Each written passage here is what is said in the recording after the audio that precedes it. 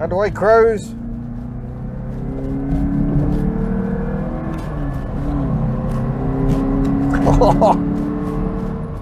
In this video, I'm putting Alfa Romeo Alfasud Sprint Veloce through its paces.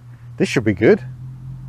So to be specific, this is a 1981 Sprint Veloce, and the Alfa Romeo Alfasud had been introduced in 1971 with its famous reputation for rusting. Built, I think it was down in Naples in the south of Italy in a new factory, which is why it was called the Alfasud. It simply stands for Alfa South. But a very, very pretty body on these coupes by Giuseppe Giugiaro, one of my favourite stylists. And it's just very, very of its time, I think. Very 1970s. So actually a bit of an acronym by 1981. We got chrome bumpers and stuff. It's very, very 1970s. But lovely delicate script here to say Alfasud, and there's a Sprint Veloce, and 1.5 being the size of its Boxer engine. Yes, Boxer. This is not a very conventional car, but it is, you know, the latest in a long line of very pretty Alfa Romeo coupes based on their saloons and hatchbacks.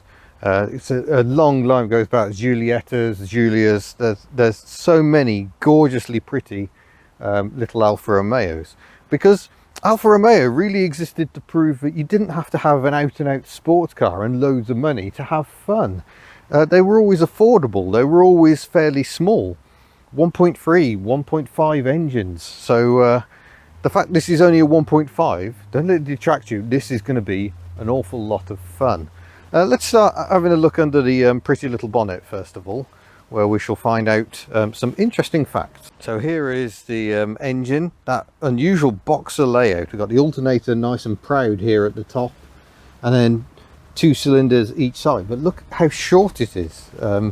That's the advantage of these cars. You get 4 cylinders, front wheel drive, without having to hang a straight 4 out the front. Ultimately, transverse layouts became preferable, but Boxers certainly have their advantages. 1500cc, this one's had a few tweaks, different exhaust on it, and I believe it's a single carburettor under this air filter case here. Interestingly, the last time I saw one of these was under the bonnet of a Datsun, because Alfa Romeo and Datsun had a partnership which resulted in the Alfa Romeo Arna and the Datsun Cherry Europe, using the Cherry body shell but with the entire front end, suspension, engine, the lot of the Alfasud.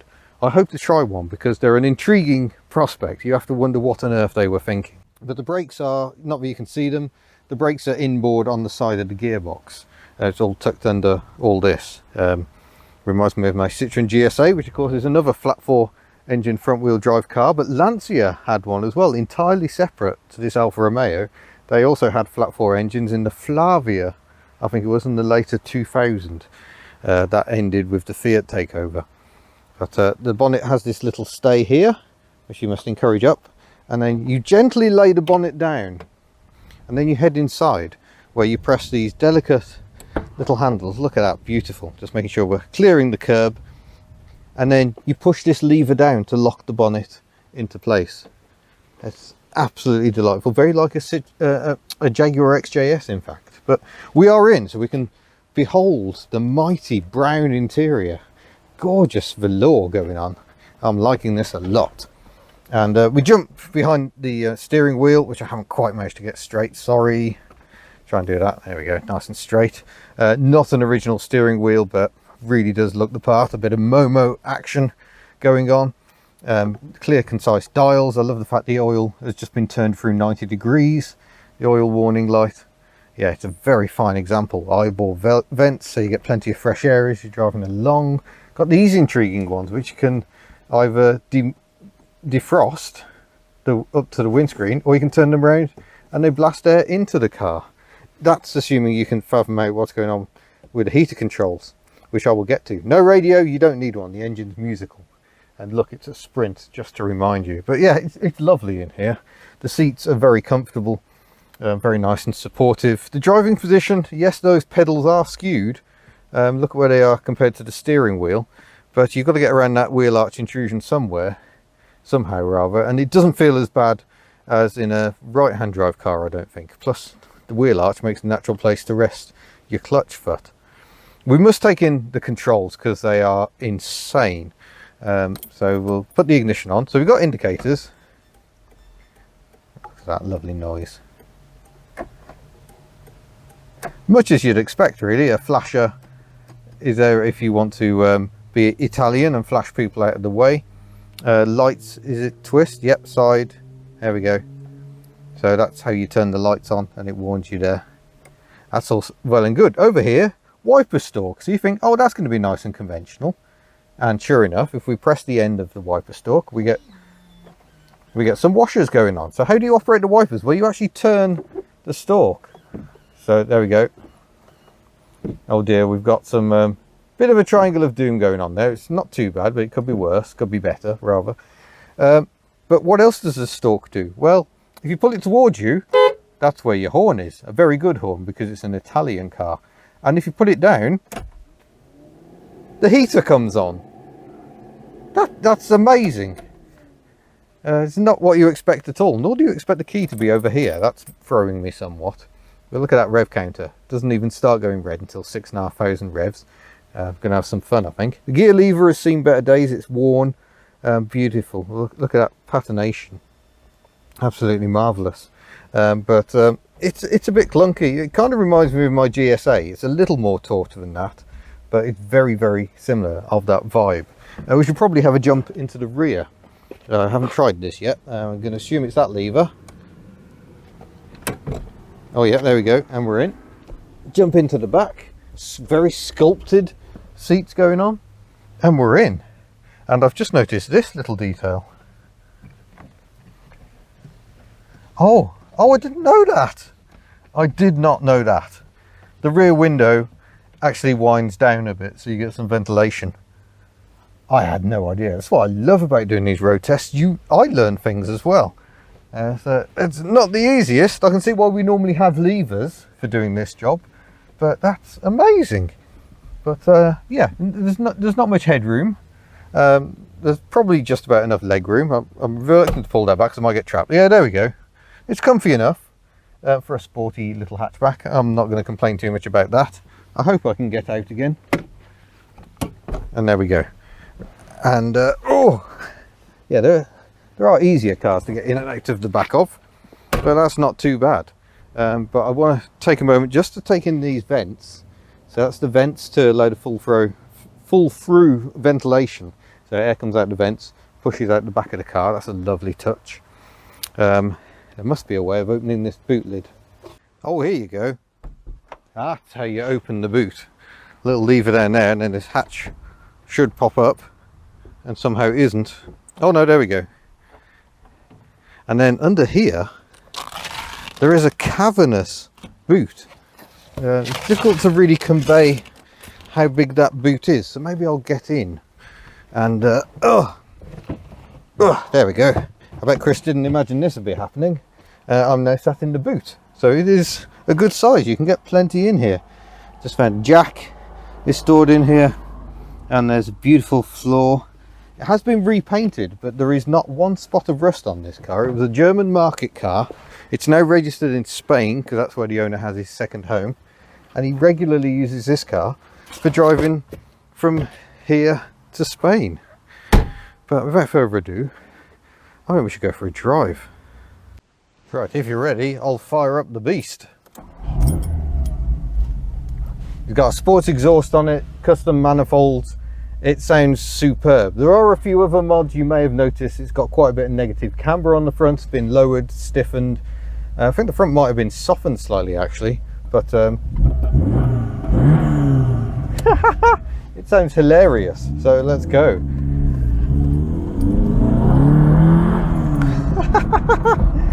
Oh yes. Oh, this definitely feels Italian. Suspension is quite firm and a bit crashy. It's not necessarily my cup of tea, but that is.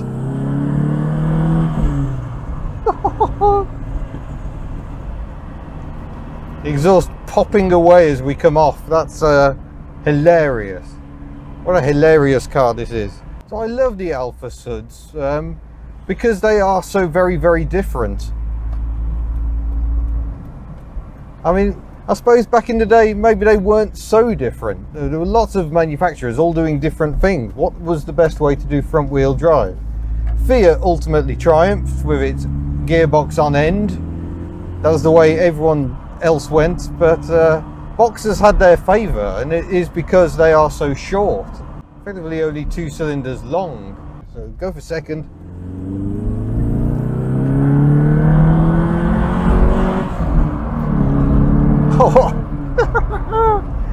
Oh, that's very funny. The traffic level's less funny. We've got a bit of brake squeal going on. I think it's got EBC yellow stuff pads in, so they're a bit hard and squealy, but that means they perform superbly well. Pedal needs a good shove, but yeah, they're good brakes. But yeah, I just love this. I mean, other markets didn't really go in for this so much. I mean, sure, Peugeot had some very pretty little coupes, but they weren't sports cars. This feels like a tiny sports car. It wants to be like its more exotic stablemates from Italy. It wants to be a Ferrari or a Lamborghini.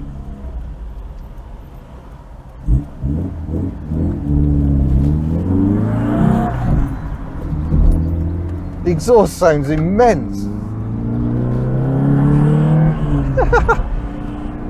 All the fun to the fair, we're only doing 40 miles an hour.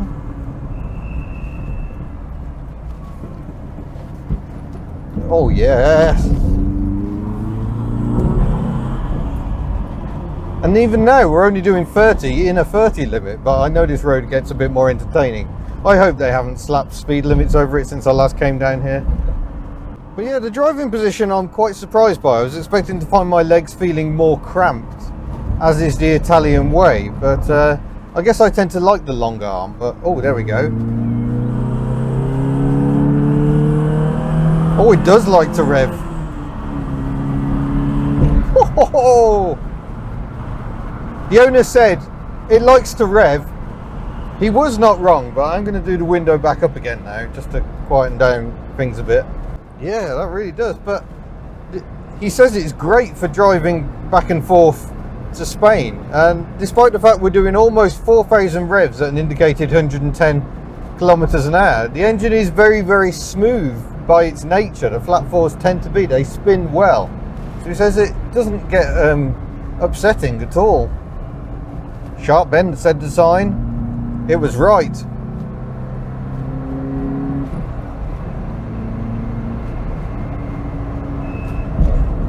Oh, it's getting a bit bumpy along here, but we'll go for the overtake anyway. Yeah, this feels great. The steering is amazing. I just adored this whole concept. Why shouldn't people with small cars be allowed to have fun? Oh, yeah, finding the limits along here of that suspension. It is a bit on the firm side. It's not the most comfortable, but you pay for that in the bends where it just sticks. A bit of suspension work really does go a long way. Hubnut is not against modifying cars at all. At times it can definitely be used to your advantage, and I think the owner's proving that with this car. Oh, I don't even need to downshift. It's got mid-range grunt. So this is the one thing the Citroen GS and GSA never had. They never had that much power. I don't know what power this is putting out, but I'm trying to remember from the specs. It's somewhere around 85, 90 brake horsepower, considerably more than the GSA, which never had more than 70, I don't think. And this car belongs to the same chap who's got that Alpine that I drove in a recent video. A man of very fine taste. Stuck behind a BMW. Remember when BMWs used to be fast cars? Well, maybe we'll just take a different road then.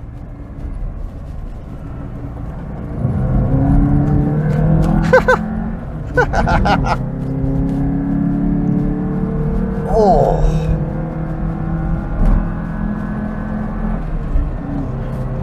it's a very usable amount of power. You know, I was having to give it all the beans up that hill. Oh, hang on in the bends. Oh, it feels so good.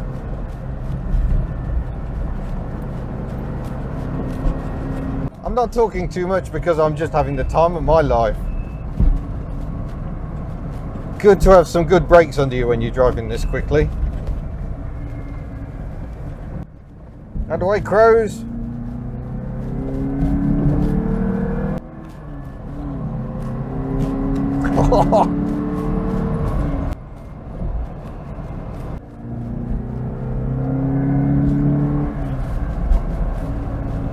Oh, this is so much fun. So much fun, but the speed isn't actually ridiculous. That's the good thing about this. This is a fizzy little family hatchback. You could use this for popping to the shops, but you can have a lot of fun on the way without having to go ridiculously fast. So for a country where the speed limit is more often than not 60 on roads like this, absolutely bob on. Right, 0 to 100. Bit of torque steer.